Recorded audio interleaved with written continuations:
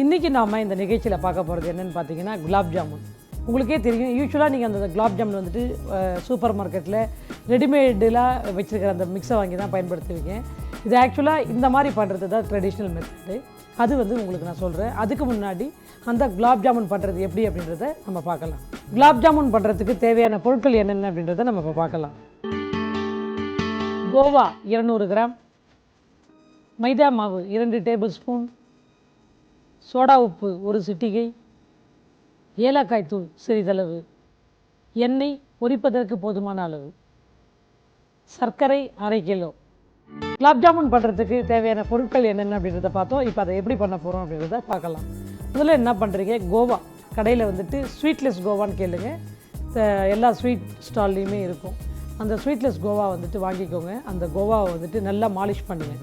Molisch பண்ணுறதுனா அந்த கோவா வந்துட்டு ஒரு ஒரு டேபிள்லேயோ இல்லை ஒரு தாம்பாளத்துலேயோ எதுலேயோ போட்டு நல்லா அந்த க்ளம்ஸ் இல்லாமல் அதை நல்லா மாலிஷ் பண்ணிவிட்டு அதில் என்ன பண்ணுறீங்க, 2 ஸ்பூன் மைதா மாவு ஆட் பண்ணுறீங்க. ஒரு பிஞ்ச் வந்துட்டு ஆப்ப சோடா ஆட் பண்ணி அது கூட வந்துட்டு கொஞ்சம் காடமம் பவுடரும் சேர்த்து போட்டு நல்லா மிக்ஸ் பண்ணிவிடுங்க. அந்த மாவு மிக்ஸ் பண்ணிவிட்டு அந்த கோவாவை வந்துட்டு என்ன பண்ணுறீங்க, சின்ன சின்ன டம்ப்ளிங்ஸ்லாம் வந்துட்டு அதை உருட்டி ரவுண்ட் பண்ணி எடுத்து வச்சுக்கோங்க.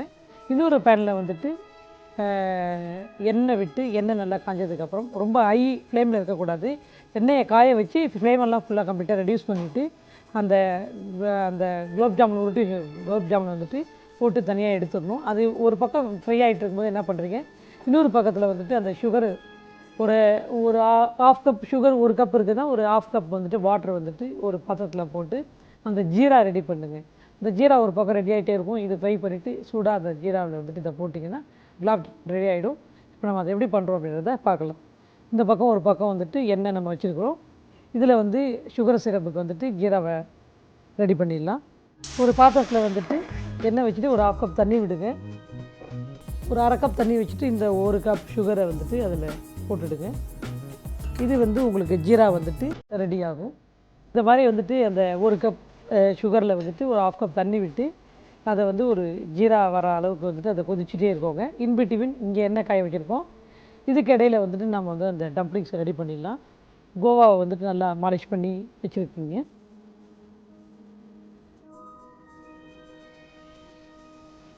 இந்த கோவா வந்துட்டு நல்லா வந்துட்டு க்ளம்ஸ் இல்லாமல் நல்லா மாலிஷ் பண்ணிட்டீங்க அப்படின்னா உங்களுக்கு வந்துட்டு ஈஸியாக வந்து அது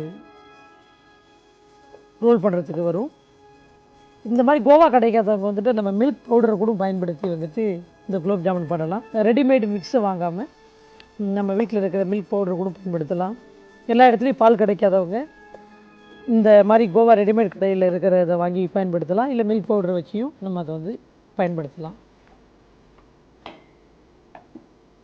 இதில் வந்து ஒரு 2 டேபிள் ஸ்பூன் வந்துட்டு மைதா மாவு ஆட் பண்ண போகிறோம். ஒரு 2 டேபிள் ஸ்பூன் மைதா மாவு வந்துட்டு இதில் சேர்த்துக்கோங்க. கூட வந்து ஒரு பிஞ்ச் வந்துட்டு காடமும், ஒரு பிஞ்ச் வந்துட்டு பேக்கிங் பவுடர் ஆப்ப சோடான்னு சொல்லுவாங்க, அந்த இது போட்டு இதை வந்து நல்லா மாவை வந்துட்டு நல்லா மாலிஷ் பண்ணிங்க அப்படின்னா ஒரு நல்ல ஒரு கன்சிஸ்டன்சிக்கு ரோல் பண்ணுற மாதிரி நல்ல ஒரு இதில் வந்துடும்.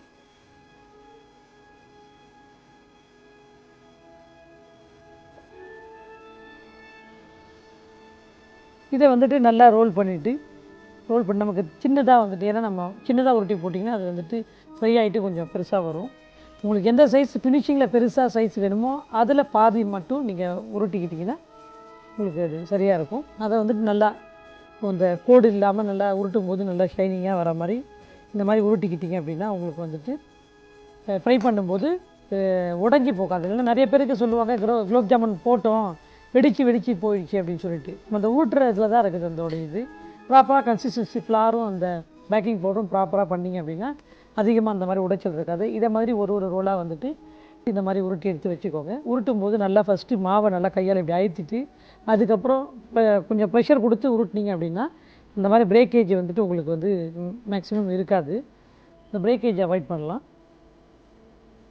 நீங்கள் எடுக்கிற மாவை நல்லா அப்படி ப்ரெஷர் பண்ணிவிட்டு அதுக்கப்புறம் 2 கையால் கொஞ்சம் ப்ரெஷர் பண்ணியே நீங்கள் ரோல் பண்ணிங்கன்னா உங்களுக்கு வந்துட்டு இது உடையாமல் நீட்டாக இருக்கும்.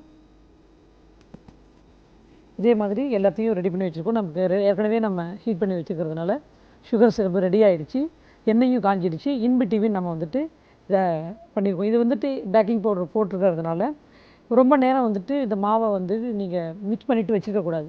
மிக்ஸ் பண்ண உடனே வந்துட்டு இதை ஃப்ரை பண்ணுற மாதிரி இருக்கணும். அதனால் நீங்கள் கொஞ்சம் லேட் ஆகுது, ஒரு அதிக குவான்டிட்டி பண்ணுறீங்க அப்படின்னா அந்த மிக்ஸ் பண்ண இதை டோ என்ன பண்ணுறீங்க, எவ்வளோ உருட்ட முடியுமோ அந்த இதை மட்டும் போர்ஷன்ஸை வெளியே வச்சுட்டு மீதியை வந்து என்ன பண்ணுறீங்க, ஃப்ரிட்ஜில் வச்சுருங்க. நீங்கள் குறைய ஃப்ரிட்ஜிலேருந்து எடுத்துக்கிட்டிங்கன்னா உங்களுக்கு அது வந்துட்டு அது தன்மை கெடாமல் அப்படியே இருக்கும். இப்போ என்ன பண்ணுறோம், நம்ம உருட்டி வச்சுருக்கிற இந்த குலோப் ஜாமுனை எண்ணெயில் போட்டு பொரிக்க போகிறோம்.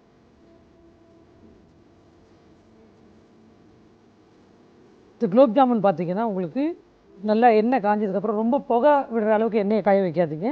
ஒரு 80%. ஏன்னா உள்ளே வந்துட்டு ஃபுல் அண்ட் ஃபுல் உள்ளே இருக்கிறது வந்துட்டு கோவா. மிதமான தீயை வந்துட்டு லெவல் பண்ணிவிட்டு மிதமான தீயில் வந்து நீங்கள் பண்ணிங்கன்னா தான் உள்ளே வந்து அது குக் ஆகும். அப்படி இல்லைன்னா நிறைய பேர் பார்த்துருக்கலாம், கோவா குலோப் ஜாமுன் பண்ணுறேன்ட்டு வாங்கி பண்ணுவாங்க, நடுவில் கோலி குண்டு மாதிரி கல் மாதிரி இருக்கும். அது காரணம் வந்துட்டு மேலே வந்துட்டு குக் ஆகிடும், உள்ளே குக் ஆகாமல் இருக்கிறது தான் அது. நீங்கள் இந்த மாதிரி டெம்பரேச்சர் ப்ராப்பரான டெம்பரேச்சர் வச்சுட்டு அழகாக நீங்கள் ரோல் பண்ணி டர்ன் பண்ணி விட்டீங்க அப்படின்னாங்கன்னா உங்களுக்கு கரெக்டான ஒரு இதில் வந்துட்டு வரும்.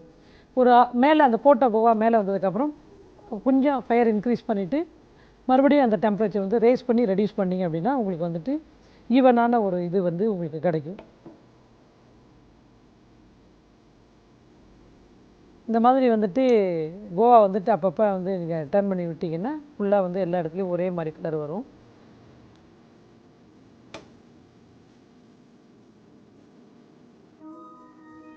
இதை வந்துட்டு கொஞ்சம் சாண்டில் கலரில் இருக்கும்போதே எடுத்துடாதீங்க, ஏன்னா உள்ளே வந்து குக் ஆகாது. இது நல்லா பொன்னிறமாக வர வரைக்கும் தான் நீங்கள் வந்துட்டு அதை டர்ன் பண்ணி விடணும்.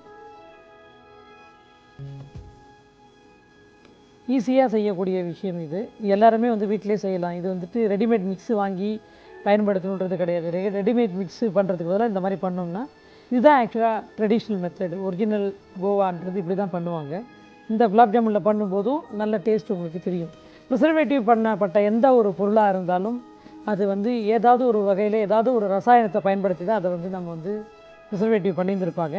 கண்டிப்பாக செயற்கை முறையில் ஒரு ரசாயனங்களை பயன்படுத்தி உணவை பாதுகாக்கிறதுக்கு அவங்க பயன்படுத்துகிறது வந்து நம்ம உடலை கண்டிப்பாக பாதுகாக்காது.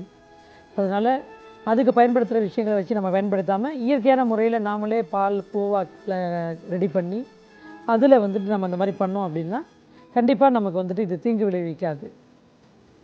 ஸோ இதோ பாருங்க, பொன்னிறத்தில் குலாப் ஜாமுன் வந்துட்டு ரெடி ஆகிடுச்சு. கொஞ்சம் நேரம் வந்து இந்த ஜீராவில் வந்துட்டு கொஞ்சம் நேரம் அது ஊறிடுச்சுன்னா ஊறி வரும்போது பார்த்திங்கன்னா அது நல்லா அழகாக இந்த சைஸை விட ஒரு பங்கு வந்து பெருசாக வந்துட்டு உங்களுக்கு இருக்கும்.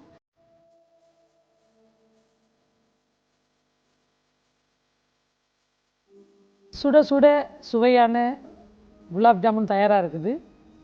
இந்த ஹாட் குலாப் ஜாமுனை வந்துட்டு நம்ம வந்துட்டு ஏதாவது ஒரு பவுலில், ஏன்னா ஜீரா இருக்கிறதுனால இந்த மாதிரி ஏதாவது ஒரு பவுலில் வந்துட்டு நீங்கள் அதை போட்டு கொடுத்தீங்க அப்படின்னா அவங்க வந்துட்டு இன்ட்ரெஸ்ட்டாக சாப்பிடுவாங்க. மேலே வந்து கொஞ்சம் இந்த ஆல்மண்ட் ஃப்ளேக்ஸ் தூவி ஹாட் குலாப் ஜாமுன் கொடுத்தீங்க அப்படின்னா கண்டிப்பாக எல்லாருமே விரும்பி சாப்பிடுவாங்க. ஹாட் குலாப் ஜாமுன் பண்ணுறது எப்படி அப்படின்றத பார்த்தீங்க. நீங்களும் ட்ரை பண்ணி பாருங்கள், ஃபீட்பேக் சொல்லுங்கள்.